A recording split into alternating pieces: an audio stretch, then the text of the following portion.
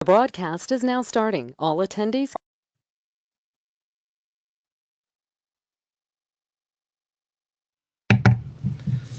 Okay, thank you everyone for joining the TrustedSec webinar on the MITRE ATT&CK path coverage frame and effectiveness framework for today. My name is Stephen Marshowitz, Director of Risk. Wanted to welcome you and give you a little background on the webinar today.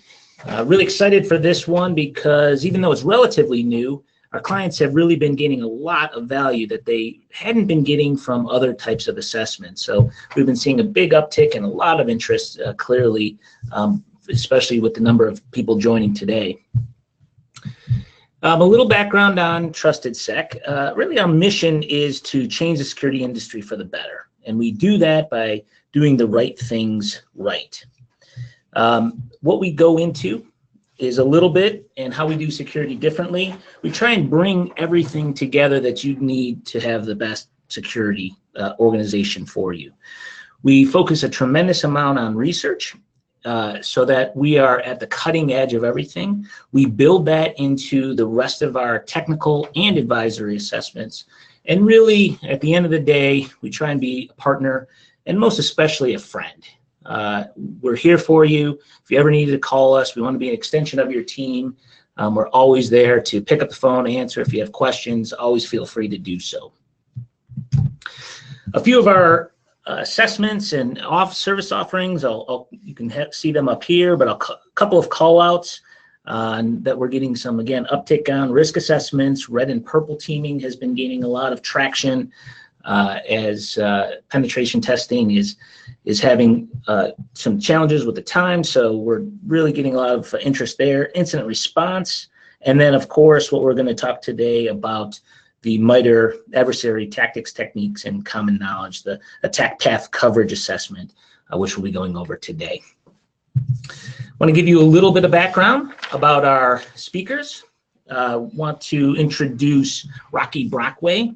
Rockie's been in the industry for 25 plus years and really was early on in security way back when, and now even early on with the MITRE ATT&CK framework. So he was really the spearheaded this initiative for us here at TrustedSec.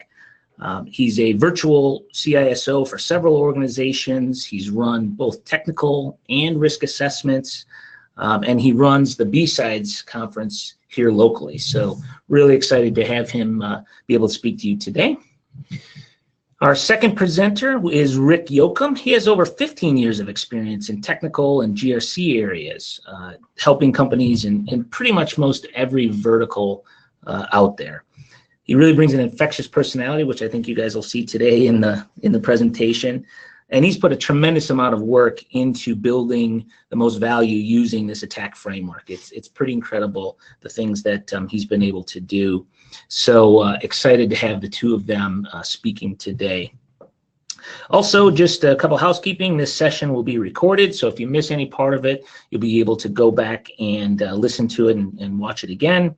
And feel free to ask any questions in the chat box there. We'll have the questions to the panel, and we'll read them off and make sure we address them at the end of the presentation. So with that, I'll turn it over to Rockie and Rick to walk through the agenda. Fellows? All righty. Well, thank you very much, Steve. Appreciate it. You can tell by Rick's smiling mug on the previous page that he does bring an excellent infectious personality. But at a very high level, well, thank you everybody who's listening in on this. We appreciate that. At a very high level, we're going to just talk to what is the MITRE ATT&CK framework itself, and essentially touch upon things like, who's going to get the most value out of something like this type of assessment. Definitely going to give credit where credit is due with some inspirational, some of the inspiration behind some of this framework itself. We're going to take a look at the meat of this presentation is really going to take a look at what does it mean from a coverage perspective utilizing this framework, and what does it really mean from an effectiveness perspective utilizing this framework. So we'll show some sample inputs, we'll show some sample outputs, and we'll talk about some of the I would say overall higher level model just kind of considerations, because we've kind of landed on a specific way that is massaging the different types of variables from our perspective and what we feel is the most valuable, but your mileage might vary, right? So we're going to kind of touch upon some of those different things that could be adjusted as well within the entire model. So I think with that, away we go. So MITRE is a nonprofit organization that spun off from MIT in '58. They today manage a whole bunch of technology-focused federal R&D, research and development facilities. And they are also the primary editor and certifier of the entries in the CVE list, the Common Vulnerabilities and Exposures list. They developed the ATT&CK framework in 2013. ATT&CK is the Adversary Tactics, Techniques, and Common Knowledge framework. It is a free, it's essentially a free wiki, right? And they even provide an API access into it, so you can connect into their API and dump down the actual latest version of all of the adversarial groups and all of the adversarial tactics, etc. But basically, these the framework itself is mapping techniques used by known adversaries, so known techniques, and that's a key kind of differentiator as well. So mapping the known techniques used by known threat actor groups. And mapping those to the associated tactics that are typically considered part of an attack, an actual attack, an adversarial attack, as well as breaking down things like data sources, platforms, and it even gets into known threat actor groups, like I said. So at a very high level, I really encourage anybody who's kind of interested in kind of following this framework to check it out. We have the link here. And then who is this for, right? So the framework itself, there's a lot of different things that are very valuable that can come out of kind of utilizing this framework when you are looking at, let's say, your organization or another organization's current control set, current talent pool, things of that nature. Gaps in existing tool sets, in relation to the organization's ability to actually address adversarial techniques. It provides a window into possible redundancies within your control sets. Also, just the likelihood that an actual attack technique can be addressed by your tools and processes. And another aspect of this, which we are mapping into this, are people, right? So it's not just how changes to the tools and processes can affect whether or not you are you are able to detect and therefore react to known adversary techniques, but also how does people affect, how are people really kind of a part of this entire this entire framework as well. So again, at a very high level, it does allow us to really kind of understand where an organization's both protective as well as detective, but primarily detective controls really are, and where are the areas for improvement. So that's kind of the of a high level just base explanation of the framework itself. One of the next things that we want to talk about is really kind of the inception of where this assessment is today. We started using the ATT&CK framework in our business risk assessments in 2017, specifically around the threat actor group data that they began assembling and making public on the website itself, right? So today, the group within MITRE that is kind of running the attack framework. They are documenting known threat actor groups around the globe. They are associating the verticals that each of these actor groups may be targeting or have been known to target, as well as the associated known techniques that they have been in the wild seen to be using. And that actually makes, from a risk assessment perspective, a very valuable set of data, where if we can work with an organization to understand, what are the most important things, what are the crown jewels within an organization, and then also be able to map who are what are the likely actor groups that might be targeting their vertical and the associated techniques that they may be deploying in the wild, then that telemetry can be handed off to, for example, our technical security groups from a penetration testing, a red team testing perspective, to ensure that the risk assessment and associated adversary simulation is as real world as possible. So then in 2017, Roberto Rodriguez on his Cyber War Dog Labs blog published a pair of articles on how to use the attack framework for threat hunting.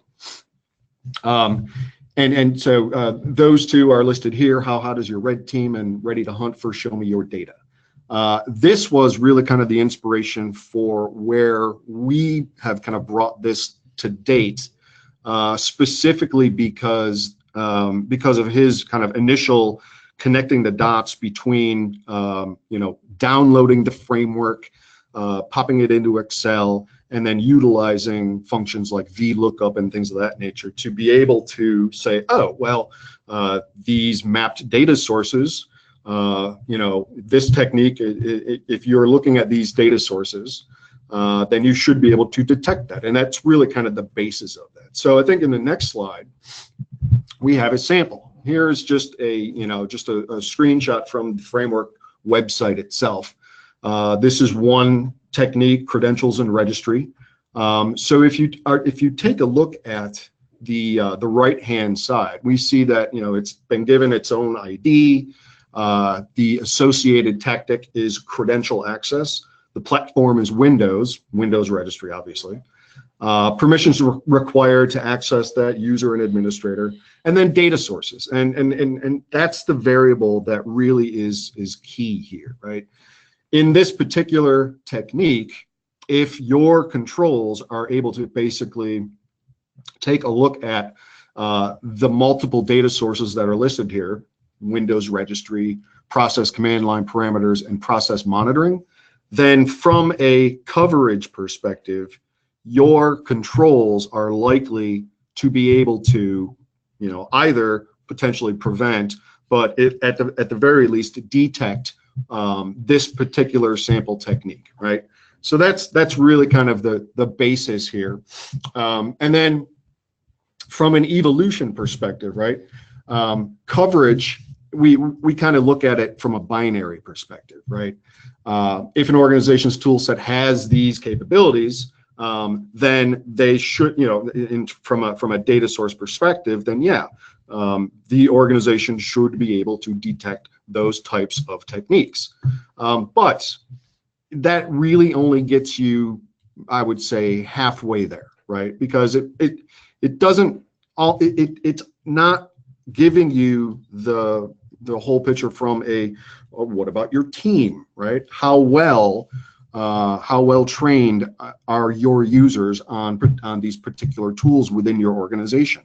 Are you using log aggregators as well? And are there, let's say, constraints from a availability perspective, a team talent availability perspective? Do you not have enough resources that will allow you to, I would say, more effectively react to things that have been detected, right? So, yeah, so the question that we have here: how do I know which cyber attacks or techniques would succeed and which would fail against me? And so we needed to really kind of develop additional variables that could answer more of an effectiveness question than anything else, right? So, Rick, I'll kind of hand it off to you here, as we talk, as we compare and contrast the differences between coverage and effectiveness. Yeah, thanks, Rocky. You bet. So, as you mentioned, coverage and effectiveness, they're both really important questions, but they're inherently different things, and so we have to treat them a little differently. Rocky mentioned before, coverage, we think of it as a binary thing. Do I have tools that could cover a potential attack? Yes or no, 1 or 0. From an effectiveness perspective, we use more of a scaled approach. What's the likelihood that I would stop something? Yes and no doesn't really work quite as much. We at TrustedSec really like the CMMI framework, so we tend to go with CMMI type scoring. So you see, we do it on a 1 to 5 scale. As Rocky mentioned before, all these things that we're covering, your mileage may vary from an organizational perspective. Maybe you want a 1 to 10, maybe you want a 1 to 7, whatever works for you. CMMI works for us, so 1 to 5 is how we do it. Another thing that we spent some time thinking about is, what do we do with aggregators, right? If I have a SIEM or an MSSP, and they have logs that they're getting and smushing together and doing some analysis on, should that actually impact the results? Well, from a coverage perspective, unless those aggregators are really going above and beyond, probably not. Those aggregators tend to collect information that other tools are spitting out. So we don't take them into account for coverage assessments, but those SIEMs absolutely can make you more effective at detecting, really detecting, not so much protecting against threats, but certainly detecting threats.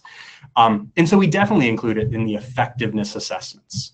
As I mentioned before, coverage is really kind of a potential assessment. Do I have the potential to stop things? Whereas effectiveness is an assessment of the actual likelihood based on the stuff in an environment. Rocky mentioned a couple before, things like staff, things like, updates, things like deployment. Those all play a role in an environment and will all influence whether or not a particular attack will be detected or prevented. Coverage itself really focuses on a tool listing and mappings. You'll see it in the next slide, but those are really the inputs you need for a coverage assessment. An effectiveness assessment needs those things, but in addition to it, it needs those variables that we just talked about a little bit in terms of, how much do I have enough staff? Do I have enough skill on a particular tool? Is the deployment right? You need to think about that on a tool by tool basis to start to understand how well any given tool will be able to protect you or detect things that are happening. In terms of outputs, coverage really tries to focus on things like gaps and redundancies in a tool set. So do we even have the tools to prevent something or detect something? Well, if you see a 0 in that kind of example below, yeah, you probably don't. If you see a 1, yeah, the ingredients are there. It's just, are you using those ingredients effectively? And to do that, you would need the effectiveness score, which really focuses again on detecting the likelihood of detection and prevention. And again, you can see some examples by tactic here, the tactic being privilege escalation, the techniques below that, and just a sample of what scores might look like in this world for those tactics. So we talked about how those things are different. In terms of how they're the same, Rocky mentioned before, it's important if you're really trying to figure out what techniques you're covered against, you probably want to look at both detection and prevention. And you can do that both on the effectiveness side and on the coverage side. Additionally, some of the awesome data in the MITRE ATT&CK framework is what platforms any given technique applies to. And so in our assessment, we make both coverage and effectiveness assessments platform specific because some techniques just don't matter in a Mac environment or just don't matter in a Windows environment. And so we want to make sure that we're assessing the right things based on the environment that we're in. As far as some sample inputs goes, this is kind of a snapshot of the various parts of the tool that we use to bake all this stuff together. The stuff that's kind of in that yellow beigey color is the stuff that we need for coverage to do coverage assessments. The stuff in blue is additional things that we take into account, some of the additional things we take into account for effectiveness assessments. So as you can see, starting from the top left, you have this listing of systems. So this would be all your detective and protective tools. We then have an indicator saying whether or not that tool is detective or protective. And then we have some indicators saying, hey, would this cover a Linux environment, a Mac environment, a Windows environment? Again, depending on the tools and how they're implemented in your environment. Then we get into some of that blue stuff on a tool by tool basis. And these are really a lot of the effectiveness variables that we like to think about that will impact whether or not any given tool will really help you detect or prevent, or whether, it's nice that you have it, but you need to do some work before it's really operating effectively. We talk about things like scope, right? It's great if you have one firewall, but if you actually need 5 firewalls to cover your environment, that one firewall is not doing all of it. So you'd get a lower score. Things like system updates, right? Really vendor patches, those sorts of things. If you're not doing that at an appropriate frequency, the chances of you actually detecting or preventing the things that you want to detect and prevent is going to get lower. Availability is another thing. A system that's only up half the time is only going to see half the things or stop half the things. System change, this is one that tends to actually get overlooked a little bit, but your change control effectiveness is going to have a large impact on the effectiveness of the system itself. So if you have weak change control processes, and a lot of people in your company can go in and just change firewall rules or change SIEM alerts or whatever that looks like, it's absolutely has the potential to impact how often these triggers are triggered. From a system skill perspective, this is really around staff. Does your staff have the right training to leverage these tools the way they should be leveraged? And availability is a similar thing. Do you have enough people? So, if you have the best, firewall guy in the world, but you have a zillion firewalls you have to manually manage, well, you're going to have a great skill, but bad availability. Conversely, if you have thousands of people managing firewalls, but, none of them have, even seen a firewall before, well, you're not going to have great skill, but your availability is going to be high. So again, all these things play into how effective a system would be. And each organization might have a slightly different take on what variables will impact effectiveness for them. So these are some of the ones that we use. In addition, we touched on aggregators before. You can see there's sort of this separate table in blue right next to the middle table. That has those same scores for aggregators. And again, this is because if, tool 2 and tool 4, for example, if they're both going through this same aggregator, that aggregator could absolutely impact how effective, detection is on those tools. And it won't always impact it in the exact same way. You can see the scores I have laid out there. Scope for tool 2's SIEM is a 5. Great, it's been implemented in all the places it needs to be implemented, right? So no problems there. But that SIEM is only a 1 in terms of aggregator scope for tool 4. So maybe it's just aggregating those logs in a POC type, example. And because of that, you're not going to get the full value that the aggregator can provide. And chances are, if people are looking only at the aggregator and not at the direct tool logs, you're going to miss all the stuff that's not going to the SIEM. Again, impacting an overall score. So what we do is, we kind of smush these numbers together from a horizontal perspective, and we end up with a single tool, a single score for each tool, depending on the makeup of all these columns in blue. And that score number is what helps us determine how good or how bad any given tool will be at detecting or preventing, once we have all those great mappings in place to tell us what things it detects or prevents against. And that's really what that bottom table is about, is those mappings. So you can see these are all the data sources across the top. And again, that same list of tools along the side. And we just use a 1 and 0 type approach for saying, would a specific tool detect a specific data source? And when that's true, you do a 1. And the cool thing, or one of the really great pieces of information in the attack framework, is that it comes preloaded with all the mappings from data sources to actual techniques. So once you have this piece done, you have tools mapped to data sources, you can just go right to the MITRE ATT&CK framework and go from data sources to techniques. And now you've built an entire bridge from a tool through a data source to a technique. Yeah. And you can say whether or not that tool is going to cover the techniques that are involved in the data sources that it's been mapped to. Right. If you're doing a and that'll give you coverage. If you're doing an effectiveness assessment, you just do one additional little thing after you fill out those blue variables. You just say, okay, great, it's covering it. How well is it covering it? And you just throw that system score in for there. And now you know the effectiveness for any given technique as well. So from an inputs perspective, that's a fairly abbreviated version of it, but that's pretty much a lot of the stuff we look at. So now, what are the kinds of things, this analysis will spit out? A lot of heat maps potentially. We like looking at heat maps because colors are fun and they can provide a lot of information really quickly. You can see that this is an excerpt from a detective effectiveness heat map for the Linux platform specifically. And all three of those variables can change, right? So you can start to get a sense for how many heat maps you can actually generate from this. You can have a detective or a protective assessment. You can be looking at effectiveness or coverage, and you can be looking at it for Linux, Mac, or Windows.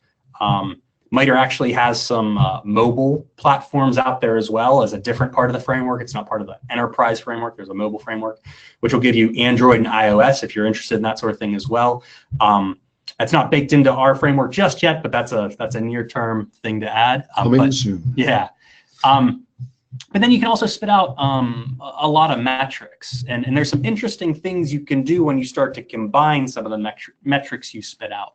So, what we have here really quickly is overall coverage for Windows across each tactic. So this is the kind of stuff that we do when we're trying to bring it up from a technical level to a more executive level, or at least a mid-management level, to say, okay, for each tactic, how well covered are you, right? And at the very bottom, you have an overall score. So if you have one of those executives that said, just give me a number, you can just give them a number that's backed by all this great data that you've put together already.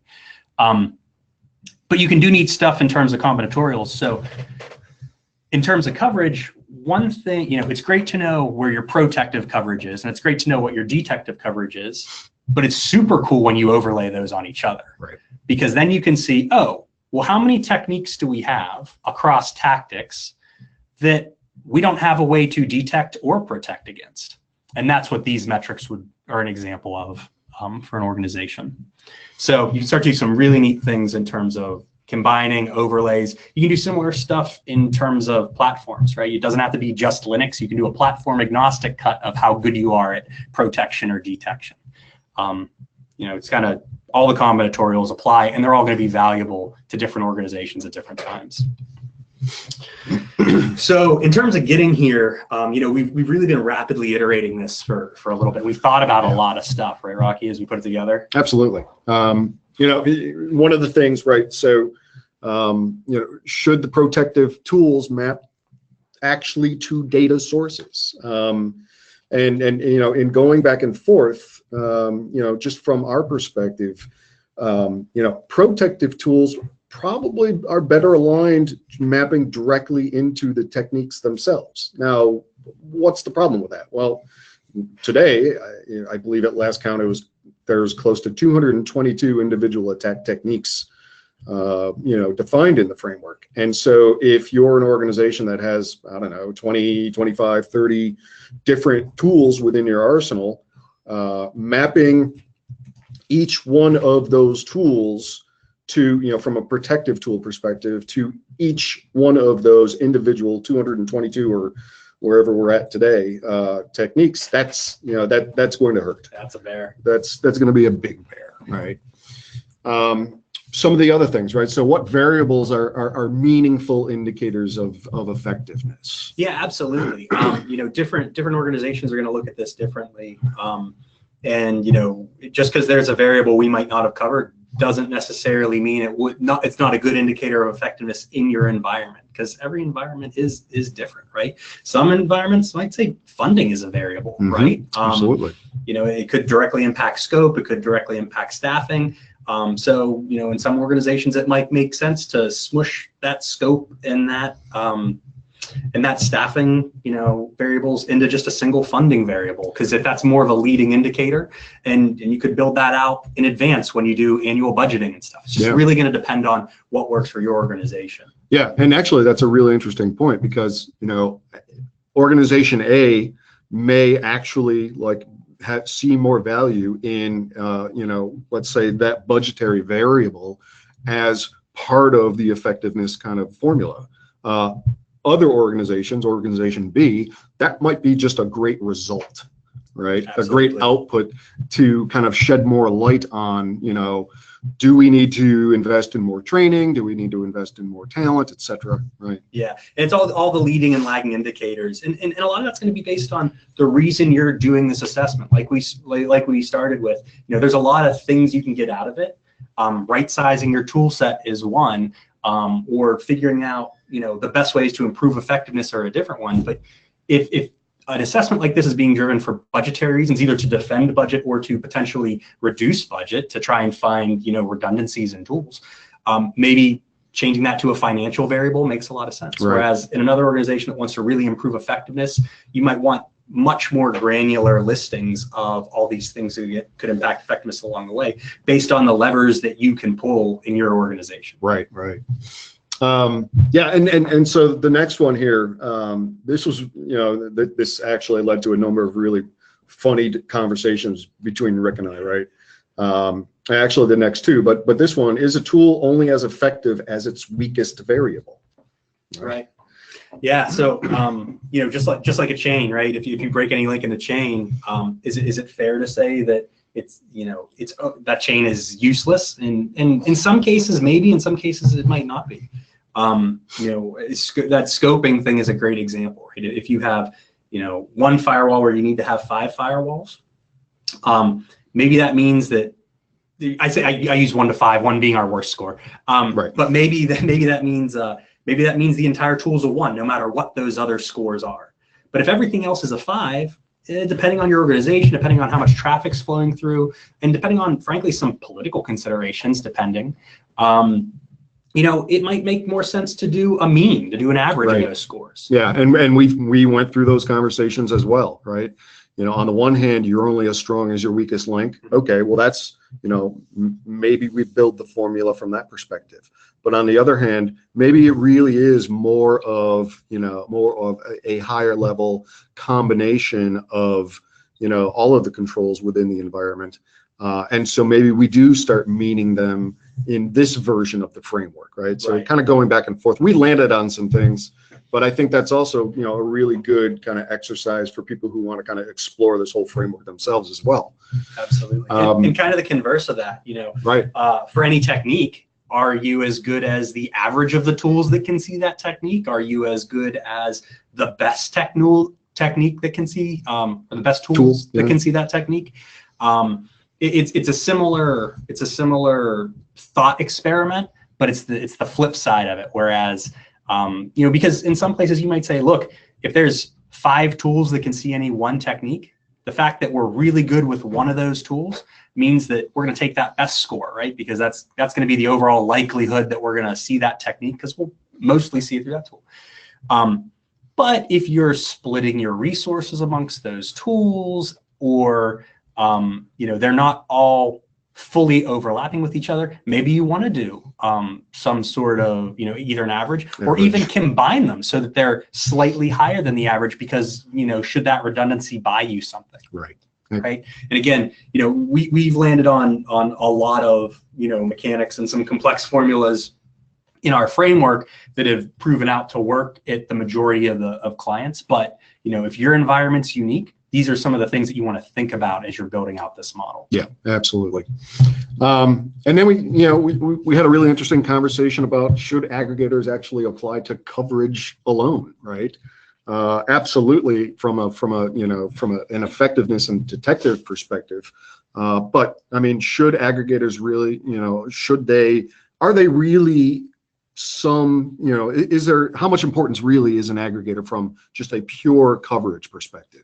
Absolutely. Yeah. It's, unless you're doing some really advanced, interesting stuff from your aggregator, that somehow addresses a data source that's not covered in one of your actual detective tools, it probably doesn't make sense to have it apply to coverage. But if there are going to be some organizations that are doing super cool things with, UBA or certain kinds of alerts that, maybe you don't have a tool that would directly map to that data source, but that aggregator would. And then there's this whole kind of strategic decision as to, well, if that's the case, do you leave that as an aggregator, or do you actually make that a detective tool in and of itself? Right. And I know those are a lot of the discussions we have with clients all the time in terms of like, okay, well, how should I actually build out just the tool list? What counts as a detective tool and what counts as a protective tool? Because there's a lot of things that you might not necessarily think of as helping your detection or protection, where they really do. Yeah, no, absolutely.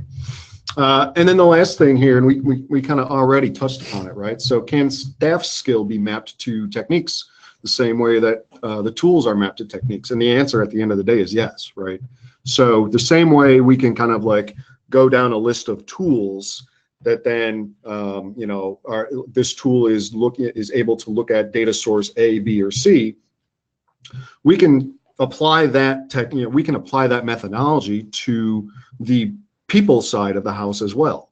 So let's talk about tool A. How well does your team, from a either a skill set perspective or from availability perspective, how good is your team around that tool? And therefore mapping then through the data sources back to the techniques, that will also then affect the end result, from an effectiveness perspective. Absolutely.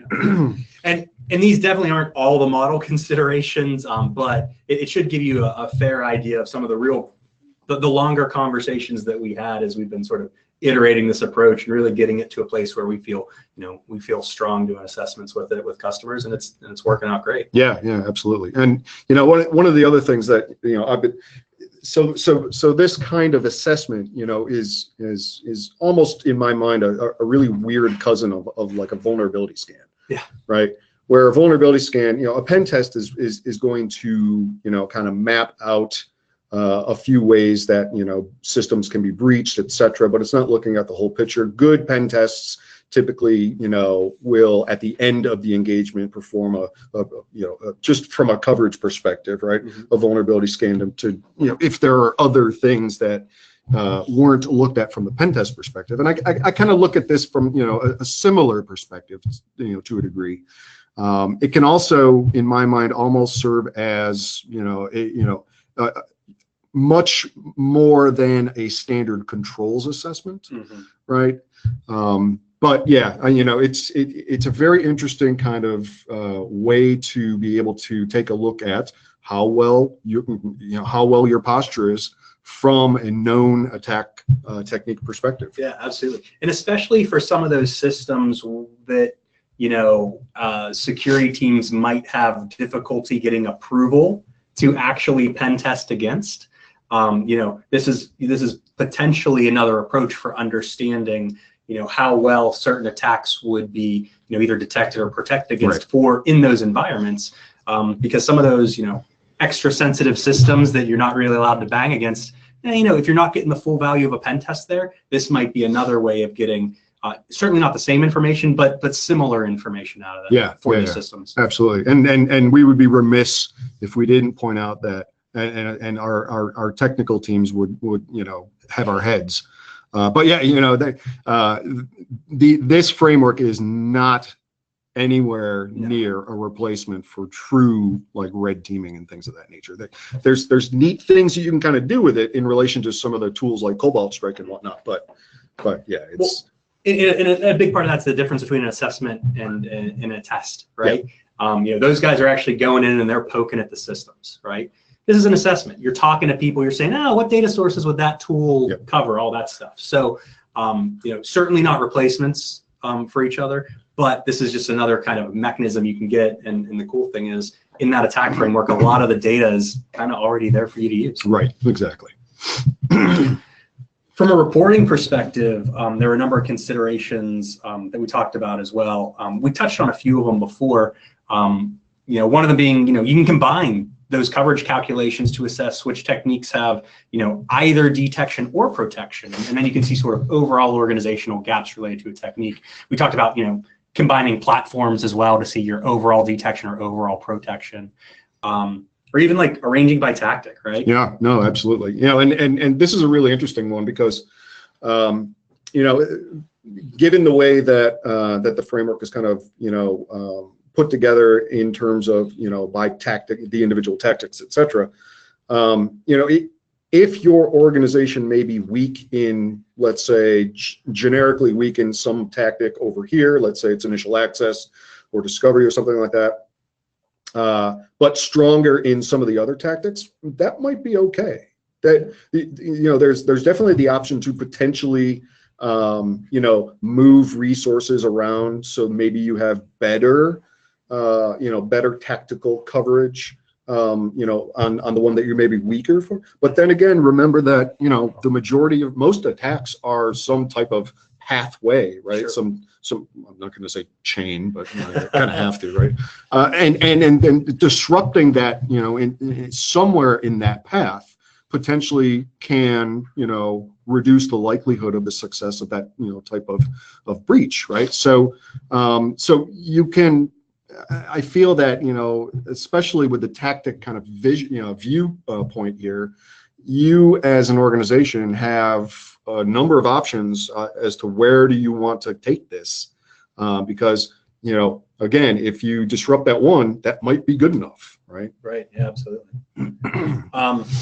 And we touched on this before too, but you could do a lot of neat stuff with this actually fiscally, from an assessment perspective, and so some organizations that do sort of a total cost of ownership analysis of some sort for various platforms or whatever, do you really know what it costs to secure each platform? And could that drive decisions to consolidate or expand platforms, or say that only specific platforms are allowed in high security zones because it's cheaper to secure them.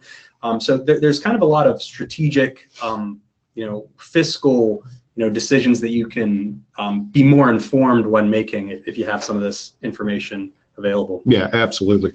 I think that's a really, really valuable part of this type of assessment and the way that this has been built. Yeah, and its ability too, because it's a model, its ability to sort of forecast as well, right? So you can plug your current results into the model on, in one cut of it, and you can say, man, and next year we were thinking about changing staff this way, or changing tools this way, or realigning resources this way, and you can kind of see how that might play out in terms of actual tactics. Absolutely. So in terms of what's next for the model, like I said, we've been rapidly iterating this for a little while. I mentioned before we want to add mobile techniques to the methodology itself. They are in the attack framework. And then the data in that area is getting better every single day. We want to automatically highlight the riskiest techniques based on industry. As Rockie mentioned before, we have groups, we have threat actors in there, and they're often linked to certain industries, right? Absolutely, yeah. I think it would be really interesting to be able to provide, some, based on vertical, based on industry, what are the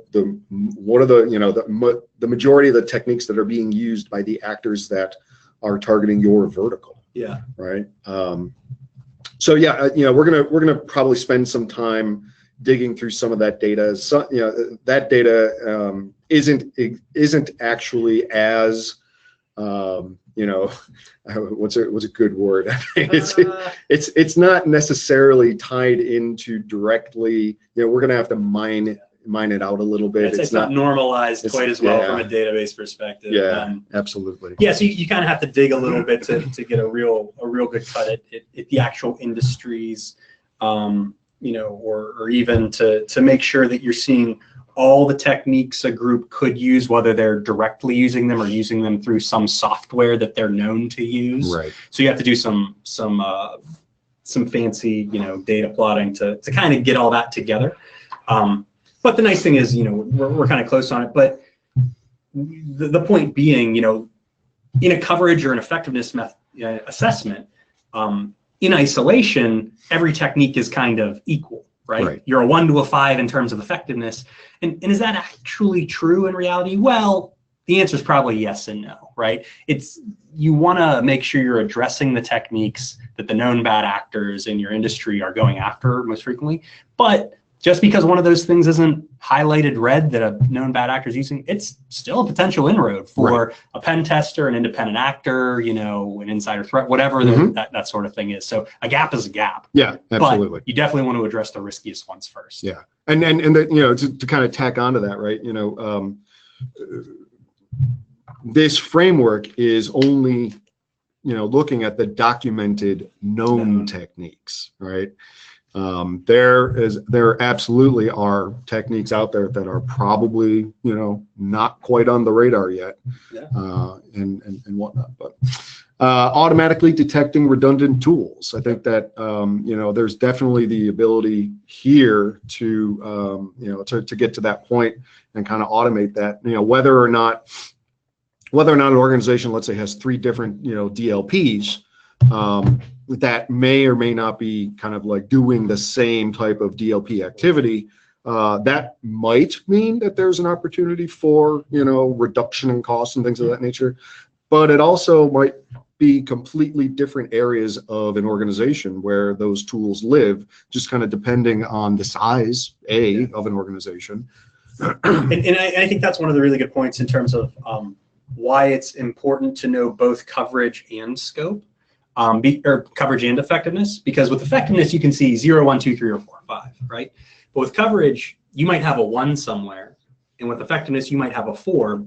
But unless you put those things together and start to look at how many tools are really addressing each technique, you're not necessarily going to know where there are redundancies.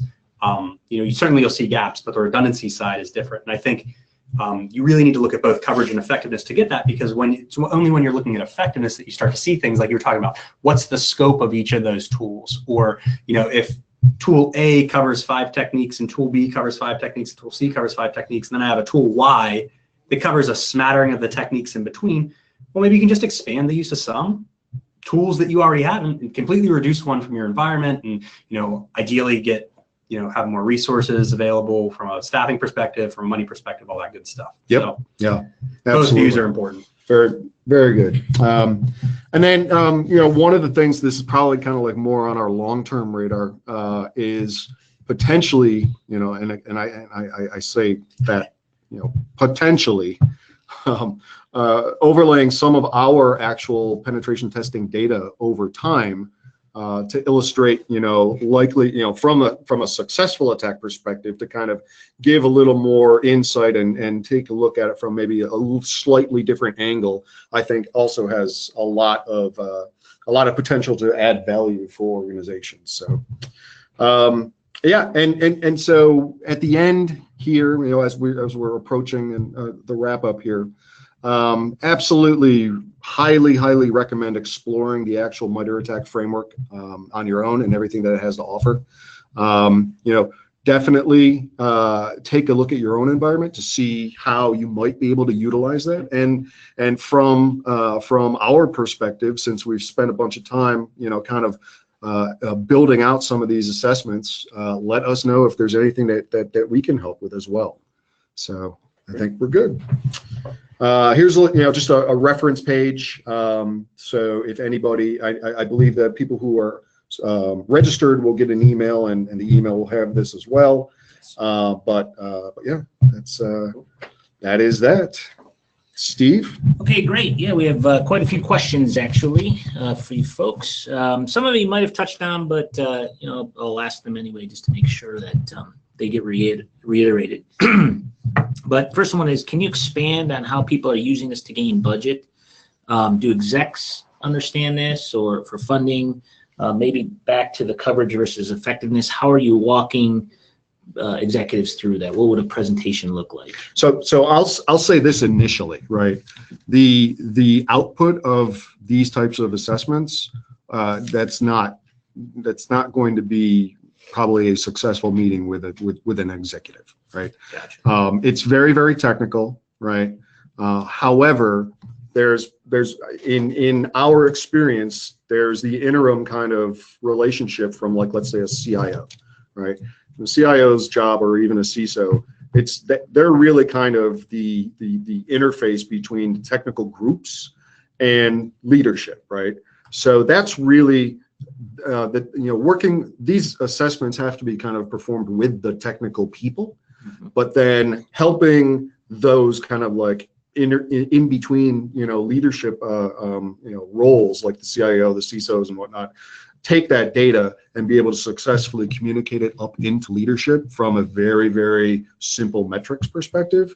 That's really, from a success perspective where it happens. Yeah, and I think some of the metrics we touched on before start to get towards that point. I mean, the most effective metrics are going to be kind of unique to each organization. Executives and boards like to see stuff that's similar to the formats and stuff they've already seen. So you got to find the stuff that resonates with you. But when we get to like a couple slides back where we were talking about, you can get to an overall number, right? So what's my overall average effectiveness for Linux, right? Or what's my overall average effectiveness period for all platforms? And those kinds of consolidations of metrics tend to resonate the best with, at a high level, with the big decision makers. In terms of defending budget, I would say that's one way of doing it.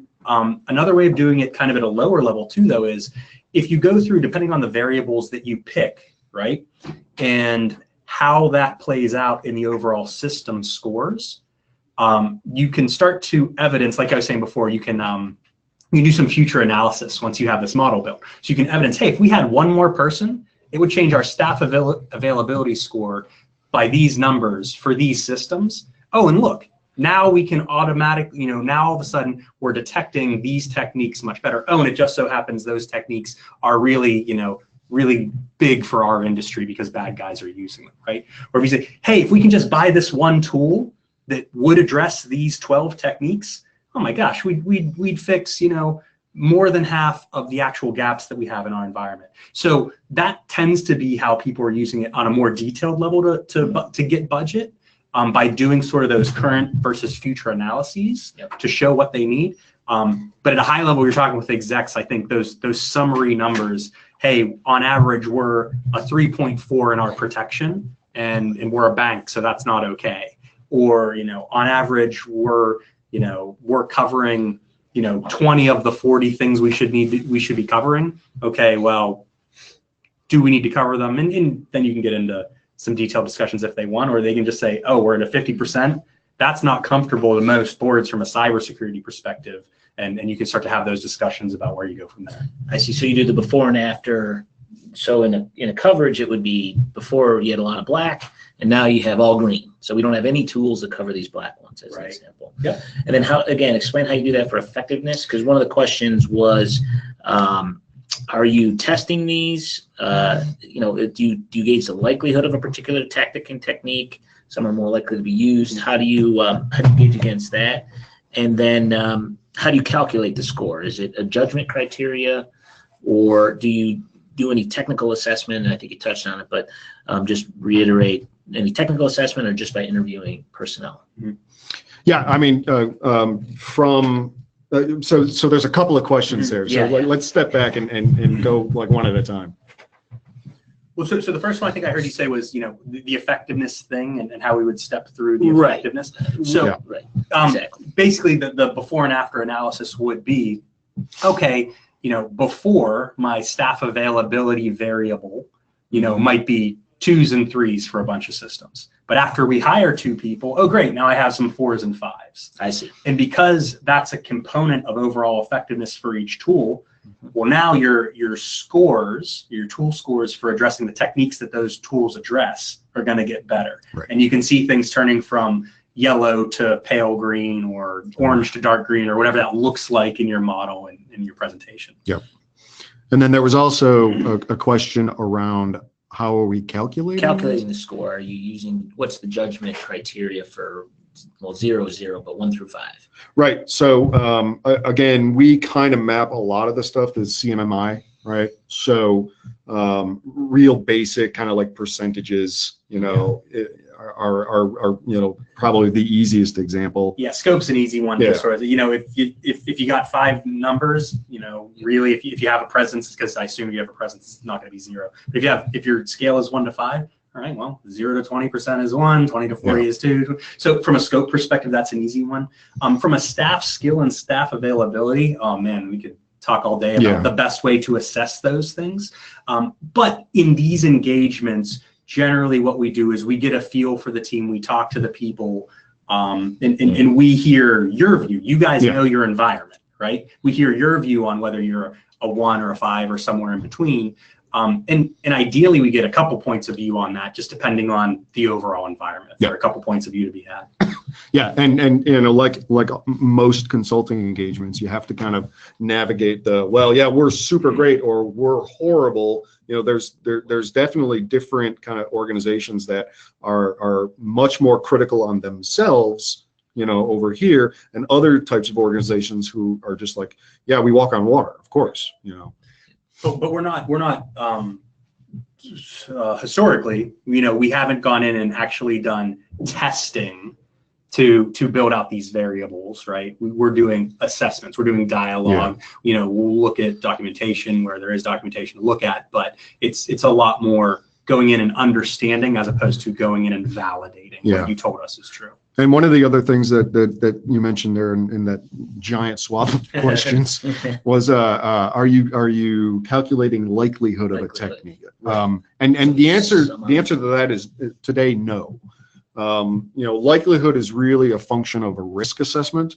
And so we do touch upon that and utilize some of the MITRE ATT&CK data in our risk assessments, but today the model is not taking a look at likelihood at this point. Yeah, and I would say effectiveness is a measure of likelihood that something would be stopped. Yes, but, agreed. But a measure of likelihood that an attack will be leveraged against you, that's not really part of this, and us sort of dipping our toe into that is the stuff we talked about before in terms of analyzing the industry groups and the techniques they tend to use and kind of building out that heat map to say, hey, look, these ones tend to be worse for your industry, but in terms of, you know, actually determining likelihood of any specific technique, we're not doing that today. Right.